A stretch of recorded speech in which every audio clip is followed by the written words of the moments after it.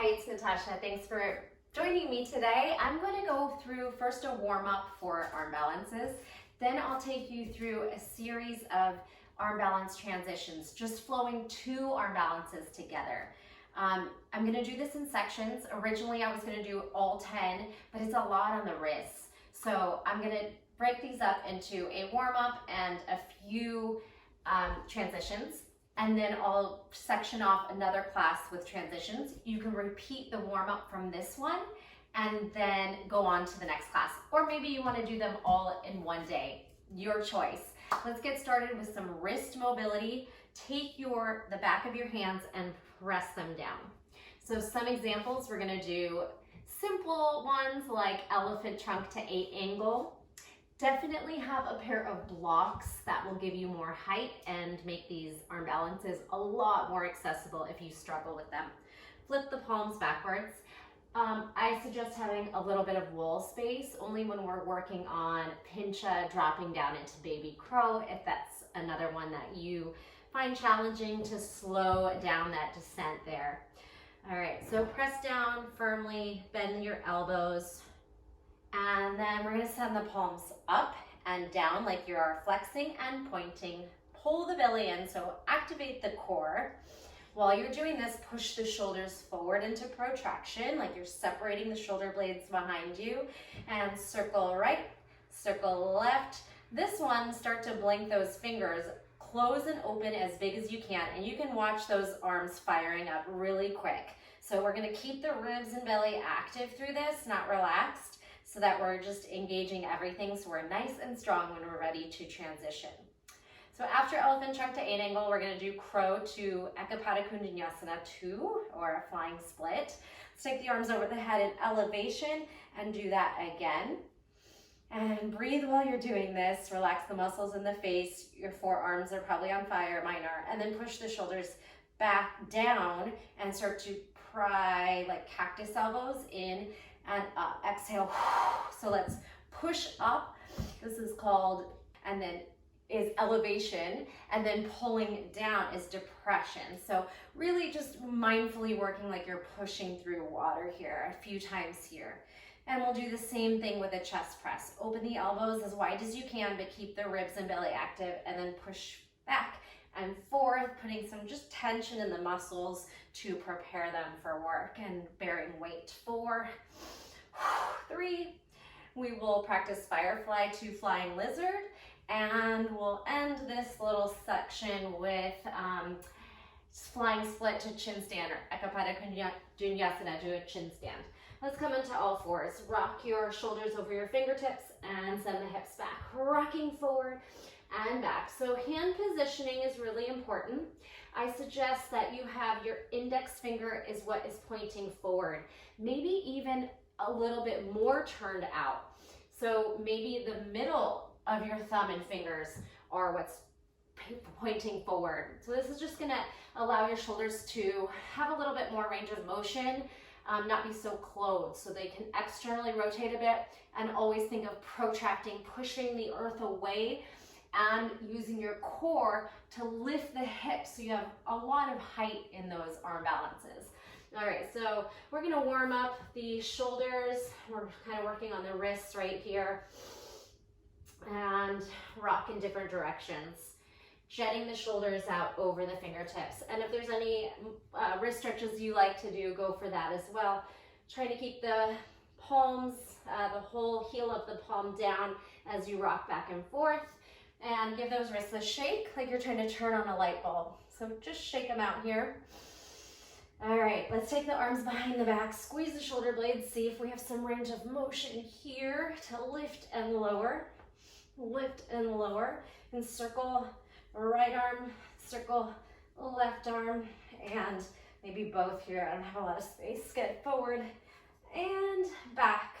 Good, again, elevation, depression, push forward, protraction, retraction. Let's take the hands down again in that turned out position. Elbow crease wraps forward, shoulders protract, and we'll come into our first plank. So we're gonna rock forward and back here in one straight line. 4, breathing. 3,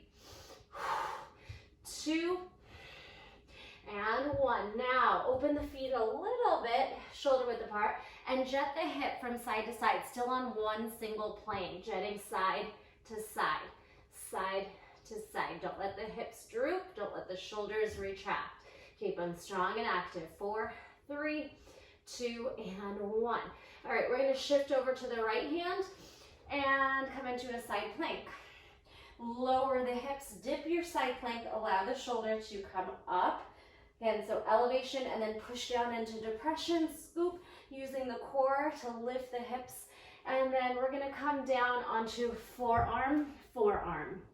So maybe circle the wrists here, we get off the hands and rock forward and back. 4, 3, 2, also waking up the core, and then side to side, rock, rock, rock. One plane, just jetting the hip from one side of the mat to the other.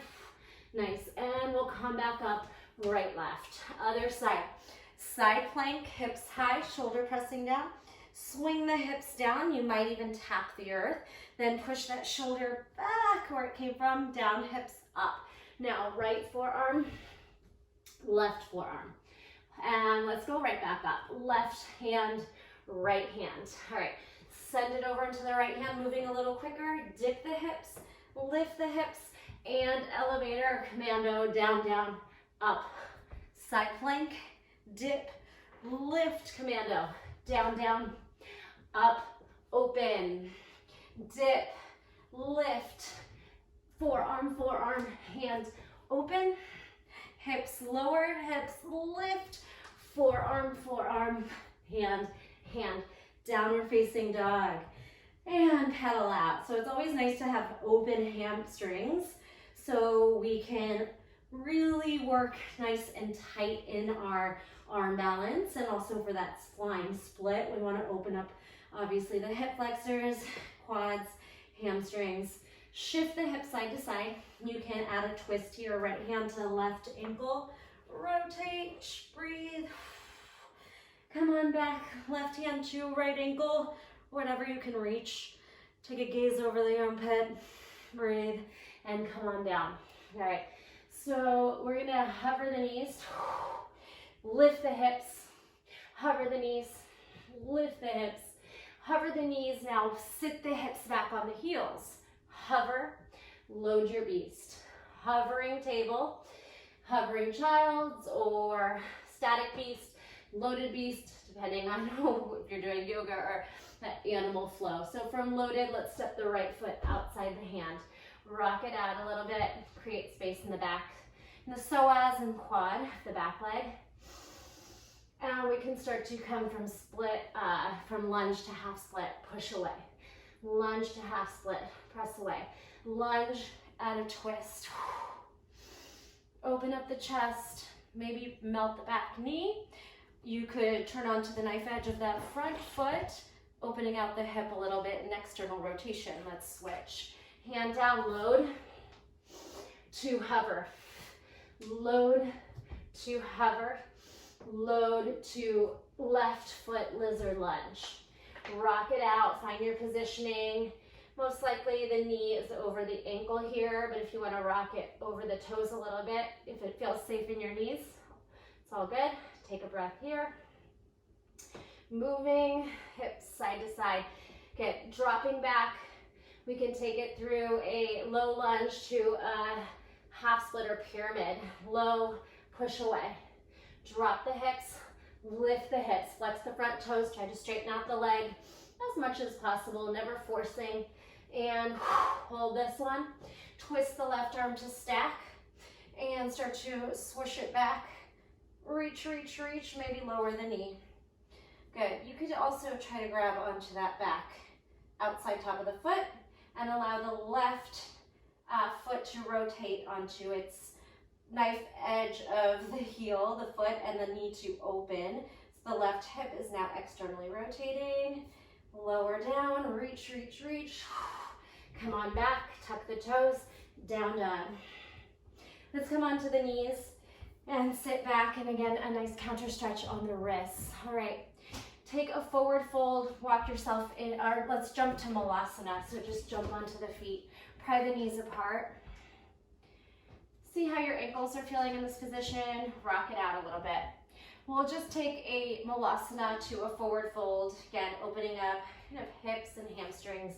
Lift, straighten, and bend. Straighten the spine. And head towards the earth.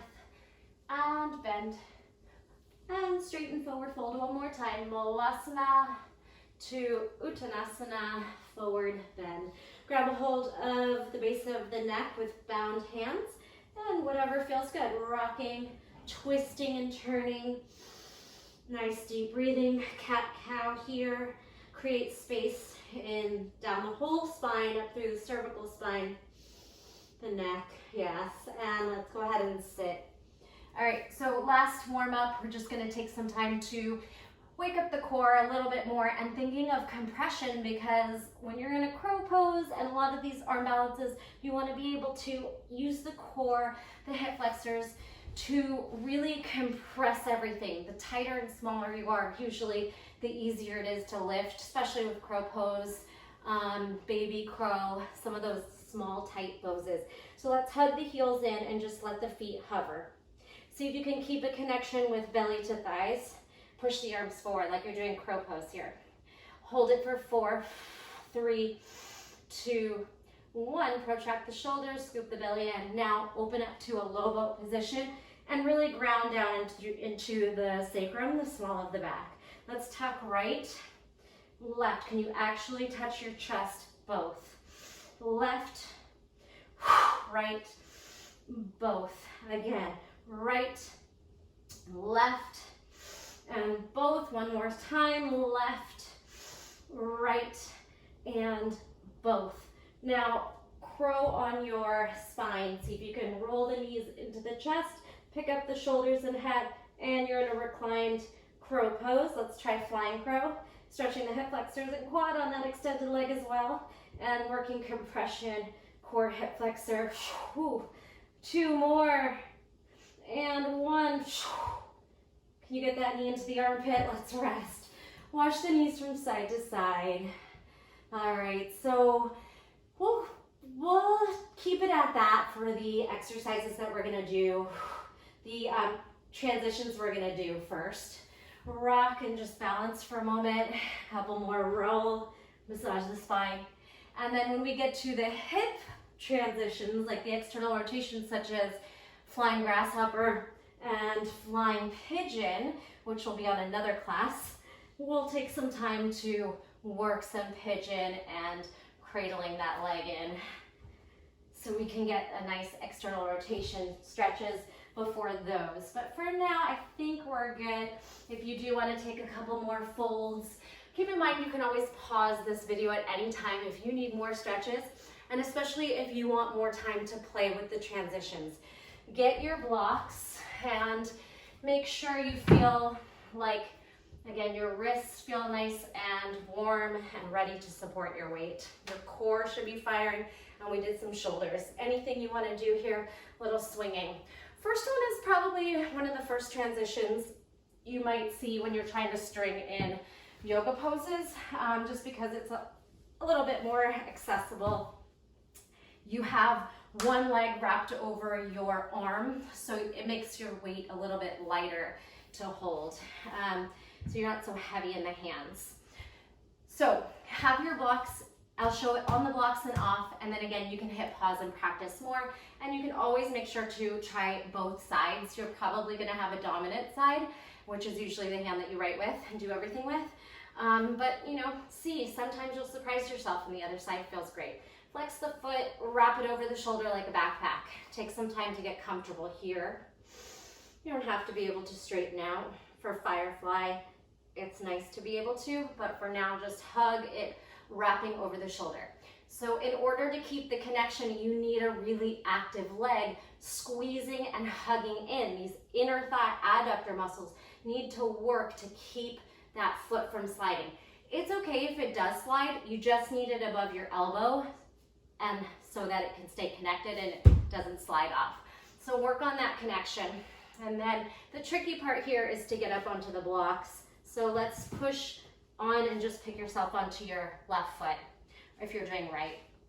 You could even sit on the block, readjust that leg, take your hands in, squeeze the leg, inner thigh, and then come off. So we'll keep pushing the shoulders down, use the core to pull the hips back, and extend the left leg when you're ready. Traditionally, the leg that's on the bottom here is the one that crosses over. So get the ankles to cross. Now, it's all about shifting weight. As the shoulders go forward, the hips go back. You're not really on the left elbow. It's hugging in towards the midline like chaturanga. Squeeze the inner thighs, push the shoulders down. And again, shoulders forward, hips back, create a nice counterbalance so you are equally distributing the weight.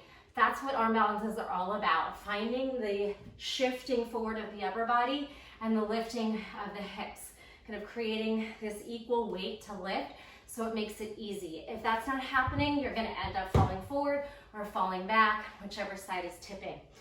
So, and to avoid that, you'll have to fire into the core and then pull back to the middle, to the point where you're balanced. All right, so again, this is a lot on the wrist, but play as much as you like. I'm gonna show it to you without blocks. Eventually you can string a lot of arm balances together, like elephant trunk to 8 angle can go to EKP2, flying split, and then into maybe a chin stand. So that would be a nice 4 combination, but for today's purposes, we're gonna do 2 only. So again, hug the knee and inner thigh in. Press the hand down under the shoulder, keep squeezing the leg on. Shift the weight forward, lift up. So the hips are back and the leg shoots out. Bottom leg crosses over, and here's where you dip the shoulders as you swing the hips back. Squeeze through the inner thighs, look at those toes, or forward.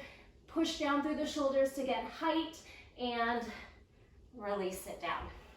All right, a nice counter stretch on the wrists, and feel free to pause, try both sides. I'll do it quickly. Left hook, hands in, shift forward, cross the top ankle over. If the bottom ankle wants to cross over, the top, if you want to hook the other way, it's okay. Traditionally, it's that bottom leg that hooks on top, but sometimes you just cross whatever you can and you go for the pose.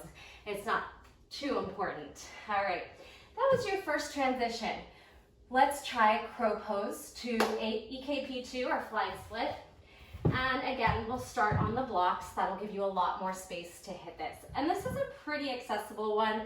Even if your flying split isn't beautiful and splitty, you can keep the knees bent, which makes any arm balance easier because it's less weight to hold up, right? The further away from the body the limbs are, the harder the arm balance is gonna be. So let's come into Bakasana, crow pose. Since you're on blocks, this entry might be a little bit more challenging, but we're going to bend the knees, keep the butt up, shift the knees, let the elbows fall down, and try and get the knees up high. So the higher you can get the knees up towards the armpits, the easier it's going to be to shift forward and not lose that leg on the arm for flying split.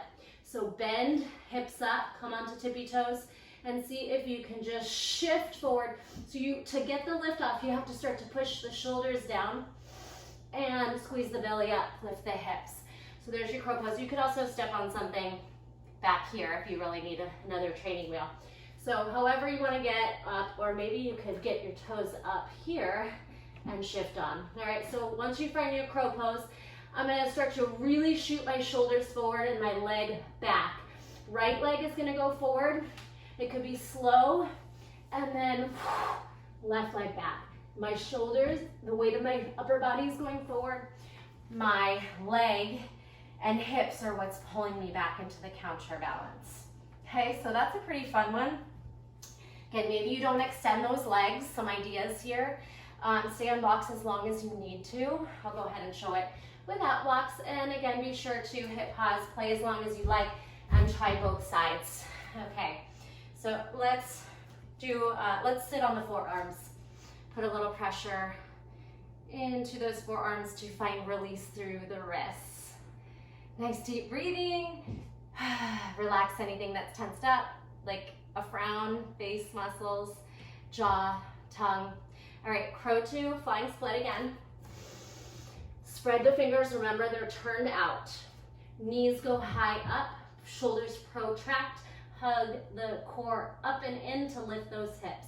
Start to melt down, bend the elbows, shift the right foot forward, left leg back. So it can be kind of slow, or it could, if you can catch yourself, it could be a quicker drop, but that's gonna be a little bit harder to catch. I'll show you what it looks like when I move a little quicker from crow dropping in.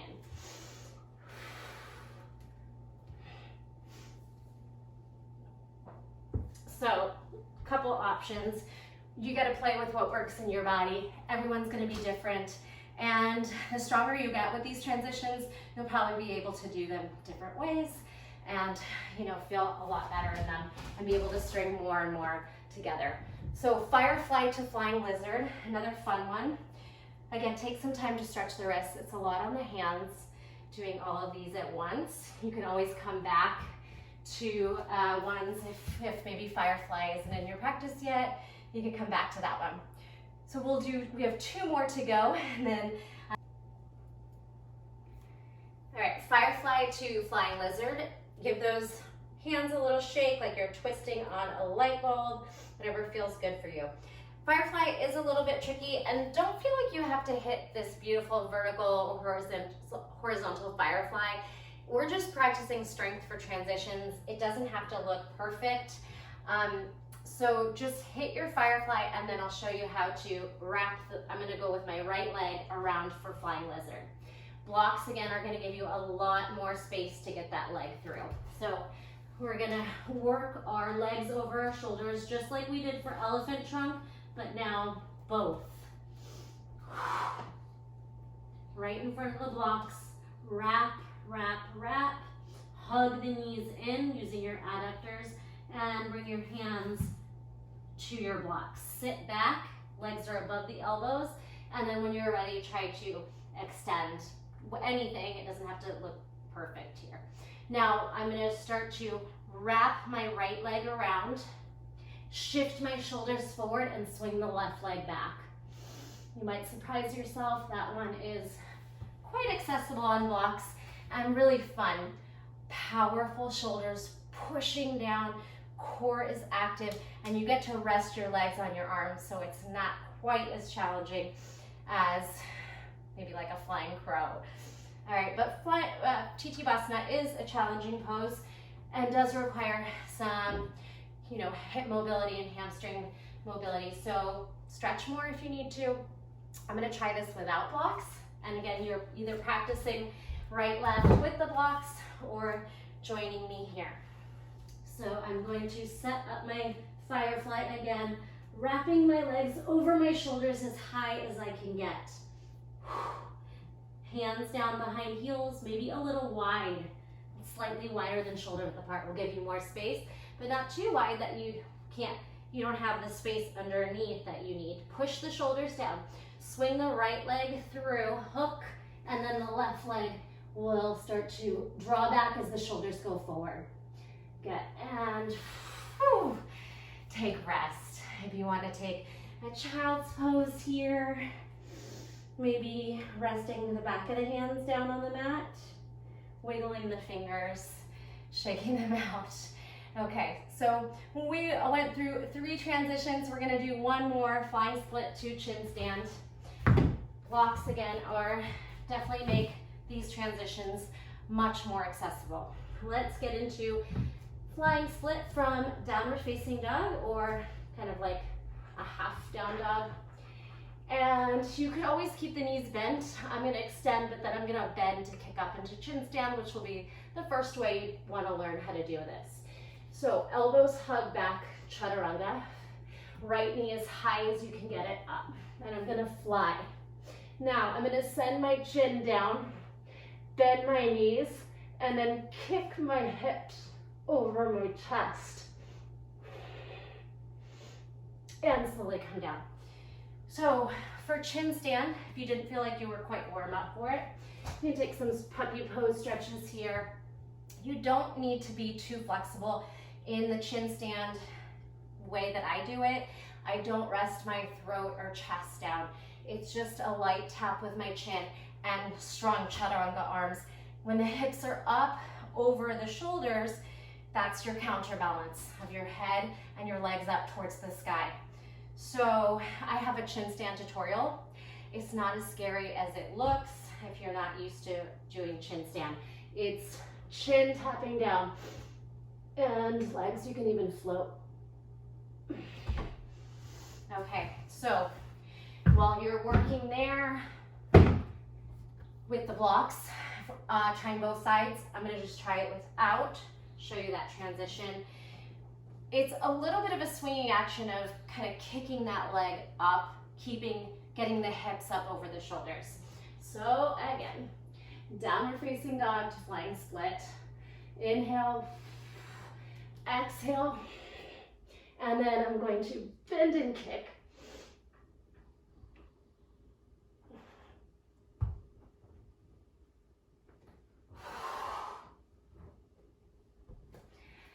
Awesome job today. Thanks for doing those with me. I take as much time as you need. Remember, it might not happen in one go. You can use the blocks as long as you need to. Take time to warm up the shoulders, the core, the wrists before you go into these transitions so the muscles are prepared and you'll have a lot more success with them. Let me know if you have any questions and how these transitions went for you, and I'll see you for the next class, which I'll be doing a few more, and I'll have 2 more of these arm balance transition classes. If you're up for it, go ahead and do that next one right now. See you soon.